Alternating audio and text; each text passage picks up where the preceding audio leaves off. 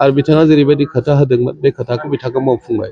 आं नोंथांखौ एमएलए बानायगोन, आं नोंथांनो टिकेट होगोन बेबादि होननानै खोथा होदोंमोन आरो खोथा होनाय बायदिनो बिथाङा मावफुंदों आरो। आंथ' खननै इलेक्सन गेलेबाय, खनसे जेनबाय खनसे देरहाबाय। देरहानाय समाव आं बोरै मोनदों आरो जेननाय समाव आं बोरै मोनदोंमोन बिनि फिथाइखौ आङो देग्लाय आलादा मोनदों आरो। खालि नेर्सोन बर'निल' खोथा ओंखारबाय था। देग्लाय नेर्सोन बर'आसो देरहागोन। जोंनि पिपल दोलोनिनो मुरब्बि प्रमद बर' बिथांनिसिम आंनि खुलुमनायखौ जासिहरग्रोबाय आरो हामग्लायनाय आरो गोजोनग्लायनायखौ बावहरग्रोनाय जाबाय। खारन बिथांनि अननाय आरो आशीर्बादजोंनो आं दिनै टिकेटखौ मोननो हाबाय आरो बिथाङा जेरैबायदि खोथा होदोंमोन बे खोथाखौ बिथाङा मावफुंबाय।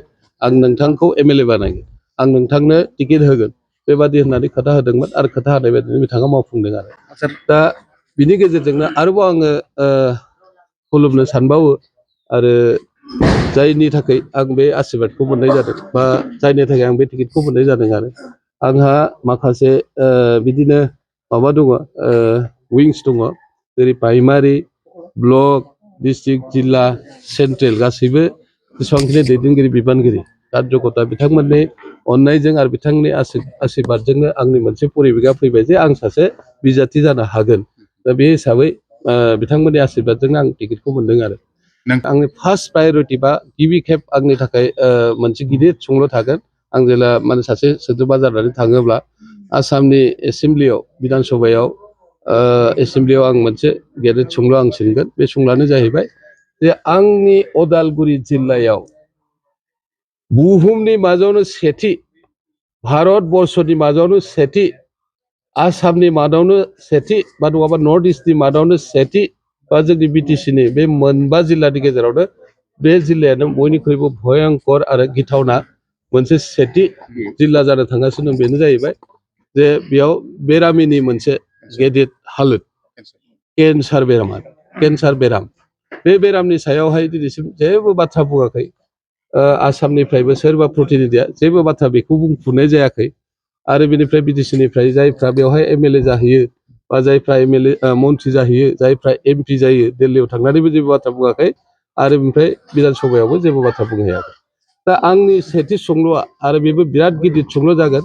बे सोंलुआ मानो दासिमबो बे उदालगुरि जिल्लायावहाय एसेबो बिनि सायाव इनिसिएटिभ जायाखै आरो लोगोसे बेथ' गमामायैनो न'खर न'खर दङ केन्सार पेसेन्ट, गामि गामि दङ केन्सार पेसेन्ट, ओनसोल ओनसोल दङ केन्सार पेसेन्ट।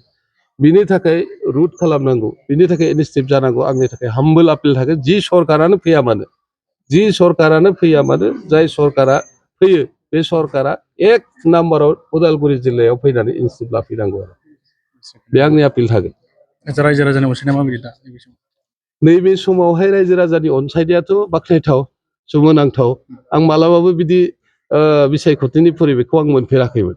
आंथ' खननै इलेक्सन गेलेबाय, खनसे जेनबाय खनसे देरहाबाय। देरहानाय समाव आं बोरै मोनदों आरो जेननाय समाव आं बोरै मोनदोंमोन बिनि फिथाइखौ आङो देग्लाय आलादा मोनदों आरो।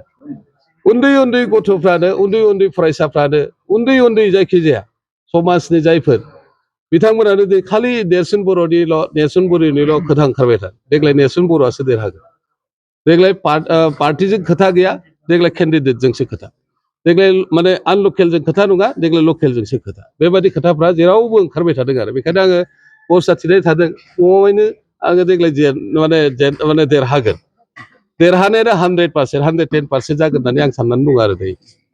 प्रत्याबानालाय निस्सयय जागोन, गुबुन गुबुन दोलोफ्राबो जुजिगोन, बायदिसिना दोलोनिफ्रायबो निस्सयय केन्डिडेट थागोन आरो बिखेखय दायो एलायन्स हिसाबै बिजेपि आरो बिपिएफनि केन्डिडेटआ थागोन बाहाय।